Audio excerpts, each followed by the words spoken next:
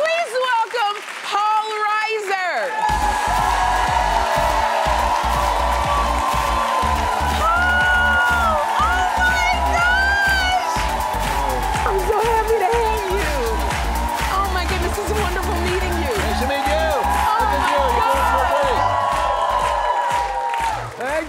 Oh my gosh. What a peppy group you have. Everybody's so peppy. Lovely, peppy group.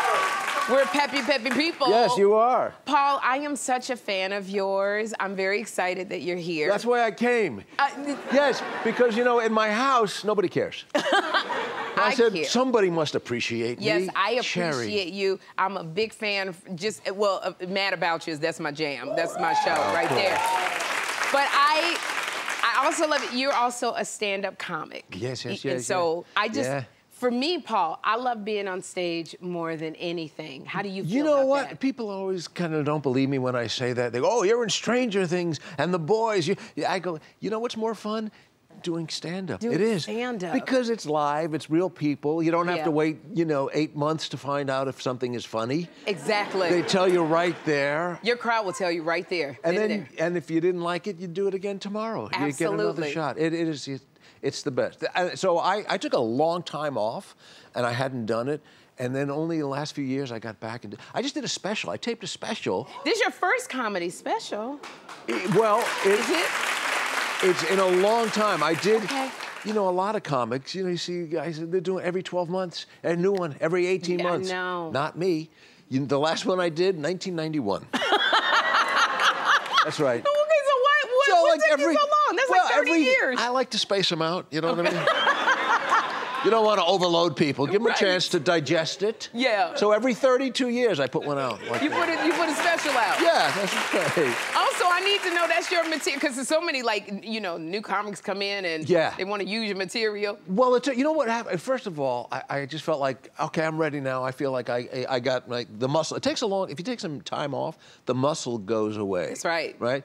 But I would watch, other guys, and I would go, oh, I already did that bit. I guess I have to throw it out. Like, oh, he did a joke. I said, let me officially record this, get it out, so if anybody does the joke, I go, I was there first. You was there first. Did it already. That was really good thinking. Yes, I'm very clever. I love it, and I love, the fact I remember watching you in Beverly Hills Cop. Yes. With Eddie Murphy. Yes.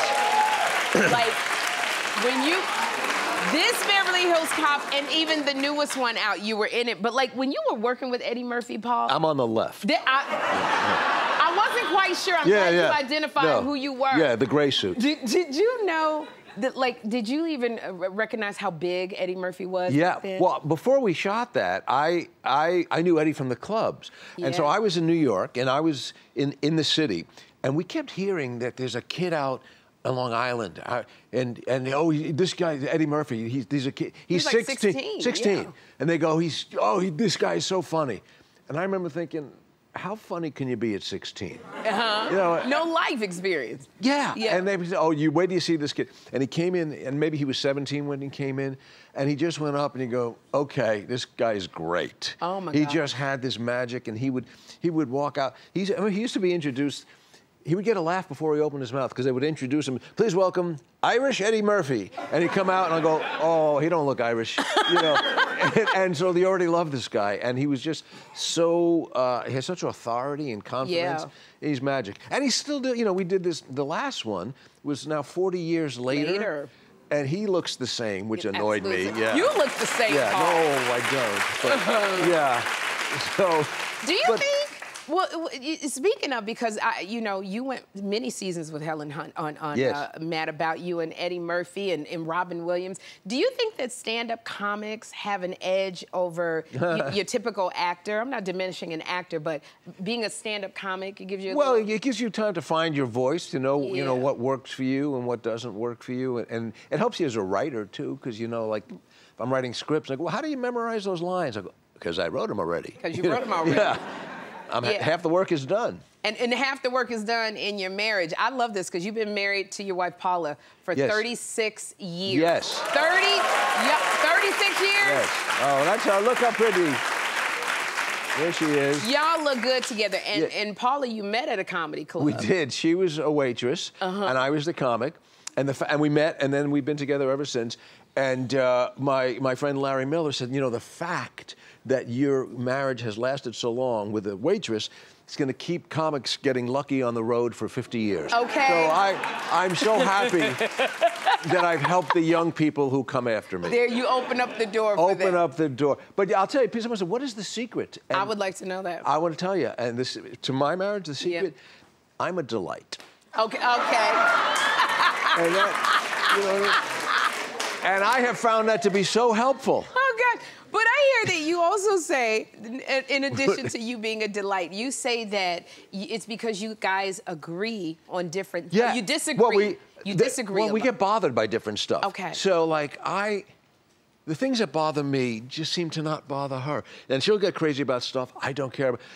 So, like, she's very neat and organized. Yeah.